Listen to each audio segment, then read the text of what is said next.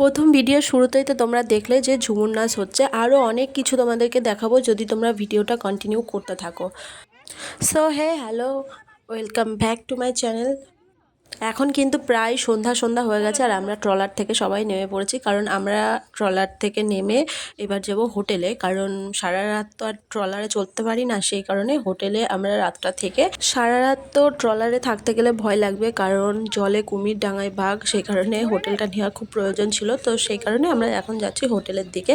তো দেখো চারিদিকে রাস্তাটা কেমন ধরনের রাস্তা, মানে মানুষ যে এখানে কত কষ্ট করে বাস করে সুন্দরবন এলাকায়, না আসলে কেউ বুঝতে পারবে না। আমরা হোটেলে সবাই পৌঁছে গেছিলাম, তো হোটেলে একটু রেস্ট নেবার পরে আমরা এসেছিলাম একটু ঘুরতে, মানে আমরা যে হোটেলে ছিলাম তার আশেপাশে একটা ছোট্ট বাজার ছিল, তো সেই কারণে আমরা সবাই মিলে আবার বাজারে একটু ঘুরতে আসলাম, মানে চারিদিকটা দেখতে আসলাম।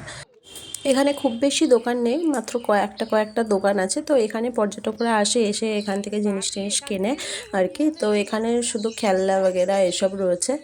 আর এই যে বাঘ, সুন্দরবনে এসে বাঘ দেখতে পাওয়াটা খুব একটা ভাগ্যের ব্যাপার আর কি, যেটা বলে। তো বাঘের স্ট্যাচু তোমরা অনেক দেখতে পারবে। তো যাই হোক, এই দেখো এটা আমাদের হোটেল, যে হোটেলে আমরা ছিলাম। হোটেলটা খুব সুন্দর, নতুন করছে এখন সবে আর কি, আরও কাজ হবে। বেশ ভালো হোটেলটা। আর এখানে এসে নেওয়ার মতো সেরকম কিছুই ছিল না, এই যে ক্লিপ এইসবগুলোই ছিল মোটামুটি। আর খেলনা বাটি এসব সব বাচ্চাদের জন্যই বেশি ছিল, নিজেদের নেওয়ার মতো সেরকম কিছু ছিল না আর কি। কিন্তু তাও আমার এই বাঘগুলোকে দেখে, বাঘ, কচ্ছপ, কুমিরও আছে এখানে। আচ্ছা, তোমরা তো সুন্দরবনের বাজারটা তো ঘুরেই নিলে, ঘুরে তোমাদেরকে দেখিয়েই দিলাম। এখান থেকে অনেকে অনেক রকম অনেক কিছু নিল। তো চলো এবার যাওয়া যাক আমাদের হোটেলে, কারণ হোটেলে আজকে হবে ঝুমুর নাচ। চলো তোমাদেরকেও দেখাই।